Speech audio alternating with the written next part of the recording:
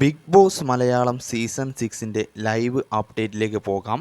അതിനു മുന്നേ channel subscribe ചെയ്യാത്തവർ ചാനലൊന്ന് സബ്സ്ക്രൈബ് ചെയ്യുക. ഇപ്പോൾ ബിഗ് ബോസ് ക്യാപ്റ്റനായ ജാസ്മിനോട് പവർ ടീമിനെ സെലക്ട് ചെയ്യാൻ പറഞ്ഞിരിക്കുകയാണ്. ജാസ്മിൻ സെലക്ട് ചെയ്തിരിക്കുന്നവർ ഗബ്രി, അർജുൻ, റസ്മിൻ, അപ്സര എന്നിവരെയാണ്.